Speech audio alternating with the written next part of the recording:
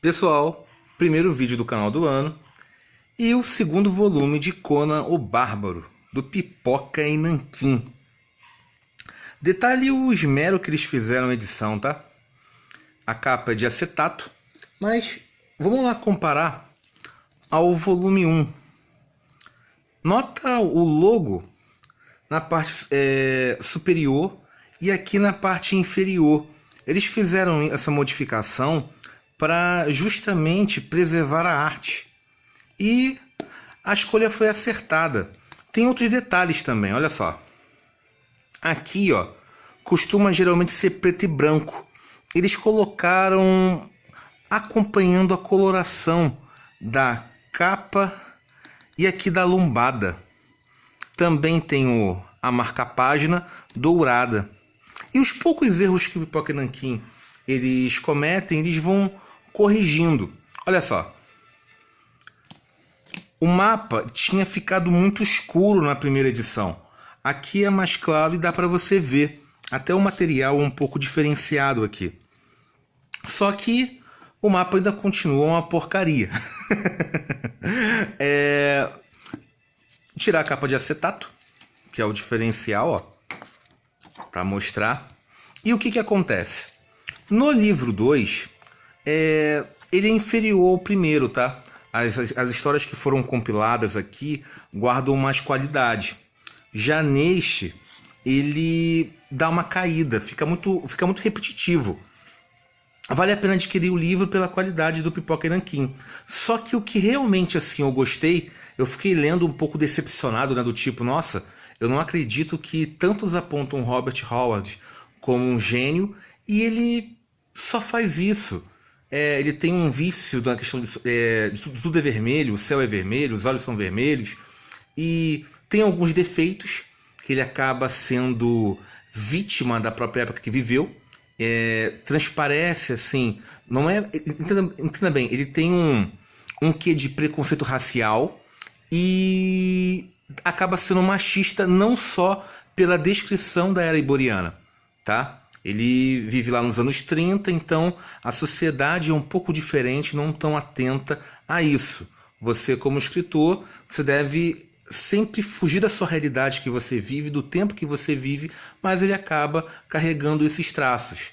Por mais que seja disfarçado ou na descrição, mas você percebe sim. Mas aí você vai lendo, vai encontrando essas repetições, né? Na mesma, por mais que o Conan seja um personagem carismático, mas nos extras é que a coisa realmente vale a pena. Você tem a Filha do Gigante do Gelo, que já foi adaptada para os quadrinhos e tudo mais. Muito bem a versão da Mitos, que eu acho que é uma coisa que tem que ser com cores.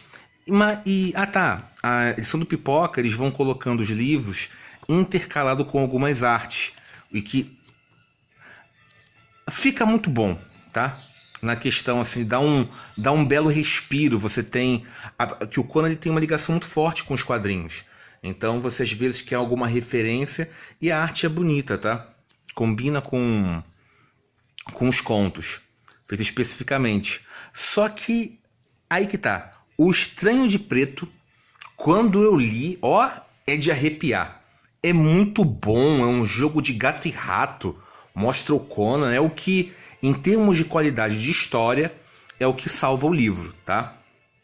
Não sei se é o bastante para fazer assim valer uma alta aquisição. Eu gosto muito de fantasia e como uma trilogia eu quero os 3 livros. Só que se você for comparar da qualidade realmente, o volume 1 ele vale a aquisição e o volume 2 perde um pouco este brio pela essa repetição e pela essa qualidade ser um pouquinho inferior.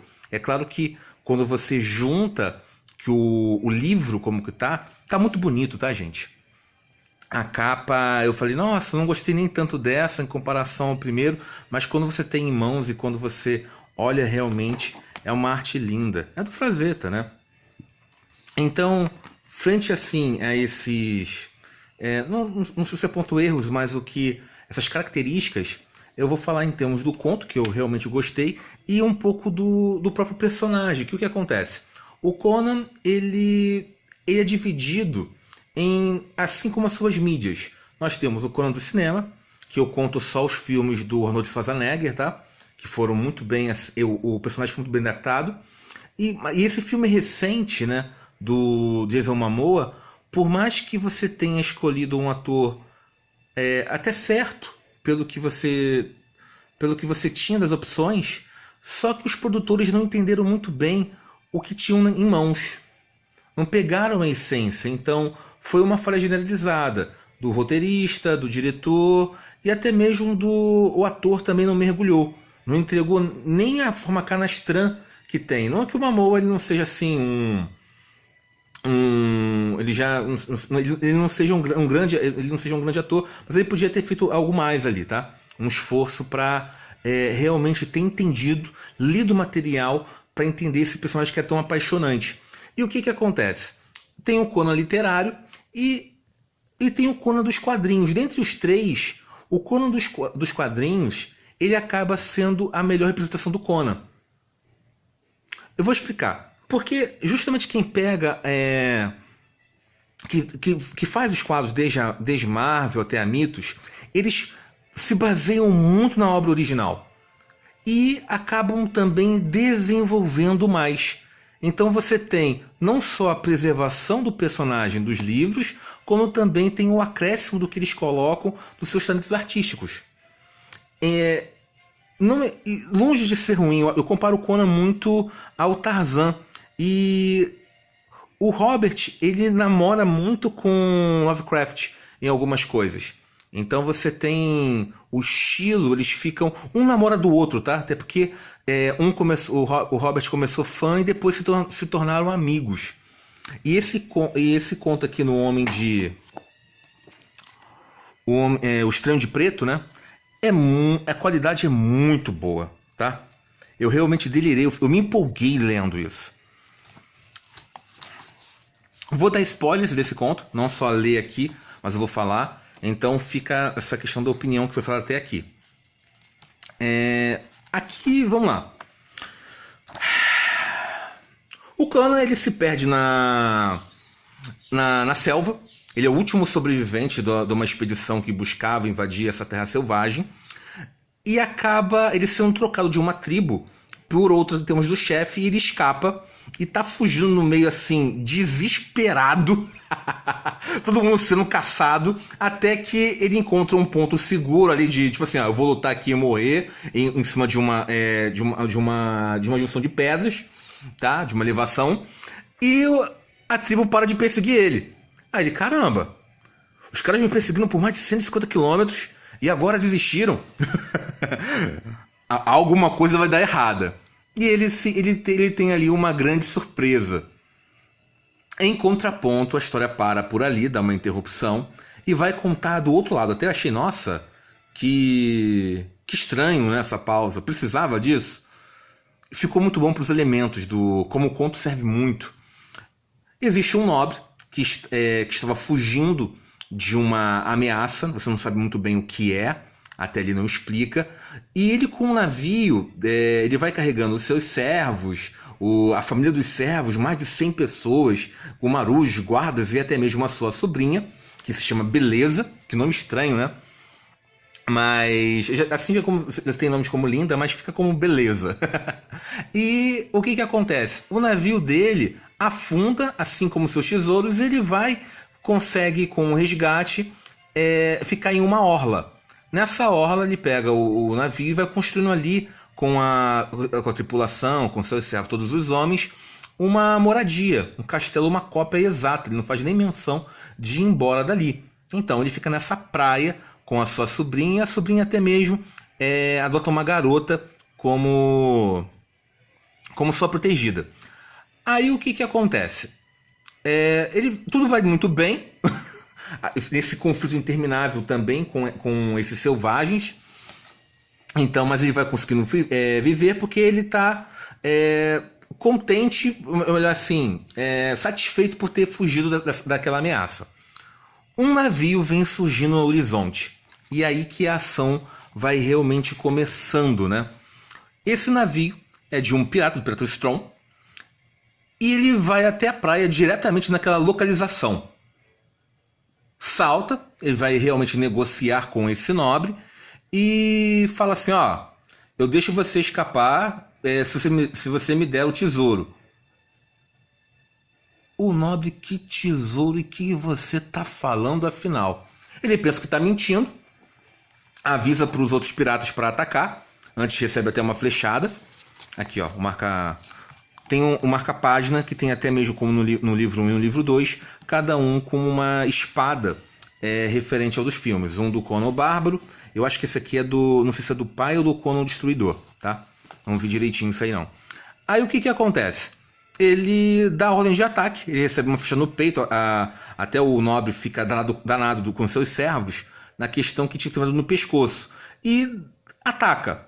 Então começa uma luta, em termos de alcançar, de pegar ali, utilizar os restos de madeiras para atacar essa fortaleza, só que algo surge no horizonte também, um outro navio. O pirata foge com a tripulação, vai embora dali, e esse navio vem com um bucaneiro.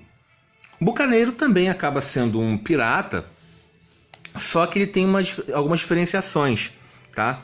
A origem do nome bucaneiro vem simplesmente de você pegar carne e salgar. E você roubava, esse bucaneiros roubavam bois e outras carnes, salgavam, que aprendiam e revendiam. Só que nesse significado aqui, ele está mais como fosse um rebelde das forças e virou realmente um pirata para roubar. Com isso, ele chega na orla e vai falar com esse nobre, dizendo, ó, eu te salvei e eu quero o tesouro. E de novo o outro fica, que tesouro, que diabo vocês estão falando? Posso falar com você em particular? Aí o outro deixa entrar. E ele vai abrindo o jogo, que perto dessa praia, dessa localização em termos de mapa, existe um tesouro e ele veio caçando como Strong, que descobre em termos de uma taverna. E ele propõe o seguinte, ó, eu vou me casar com a sua sobrinha, nós dividimos o tesouro, você perdeu todo o seu ouro lá quando caiu do seu navio, e quando voltarmos em terra fica tudo isso, fica bem. O outro acha uma afronta, só que comenta, além de nós temos mais um elemento. Aquela menina, a protegida, ela viu um estranho, que dá o nome do conto, um estranho de preto, na praia. E ele se mija todo. E acaba concordando com aquilo. Tá, então ele está fugindo, ele vai explicar mais tarde, de um ser sobrenatural. Ele fez um pacto com o demônio das sombras, ou o mago acaba invocando e mata, e está correndo atrás da alma dele. Ele esperava que o mar fosse o bastante para distanciar, só que esse estranho de preto veio seguindo ele mesmo assim. Os outros piratas acabam regressando, pedem para ter uma conversa, o Strong lá, com os outros, tem essa conferência entre os três, e no meio de tudo isso, aparece o Conan. Conan invade, então o sobrevivente acaba sendo conhecido ali também, e ele faz a proposta que ele acaba pegando um dos mapas e estando a par desse conflito. Então o cenário está bem propondo. Aí eles começam a fazer uma traição nesse jogo de gato e rato, de saber quem é que vai matar, quem é que vai trair. Ninguém é inocente, isso é muito legal. Pena o nobre ter ficado maluco pela ameaça, ele vai se perdendo ali mesmo, tá? Então podia ter mais algumas jogadas assim. Mas você vai entrando em termos do conto. E o que acontece? Aí o Conan vai justamente com outros pegar o tesouro, faz a sua traição lá, só que ele vê uma cabeça cortada de um... Isso aí é muito legal. Os bárbaros, eles têm assim... Não, os selvagens em si, eles têm uma questão de pinturas. Essas pinturas você denota os seus objetivos. Uma pintura de caça você não pode agredir, uma pintura de guerra já é permitido você matar. E o Conan fala, ó, você é louco por ter matado um deles com uma pintura de caça. Ninguém sabe, ninguém matou, e quem justamente fez isso foi o estranho de preto, que ele não quis apenas matar o seu fugitivo, ele quis atormentar. E ele vai fazendo uma invasão para acabar com tudo. Ou seja, os selvagens fizeram uma grande união de todas as tribos para justamente expulsarem os invasores brancos. Enquanto eles estão indo lá para pegar o tesouro, conflitos com eles mesmos, as traições do Conan e do outros, os selvagens acabam perseguindo. Então, eles são forçados a usar alianças, a formar alianças para abandonar o tesouro unicamente para fugir, para sobreviver. E quando eles chegam no forte, tem que defender de uma horda imensa. E tem mais surpresas dentro, que um acaba abocanhando um outro.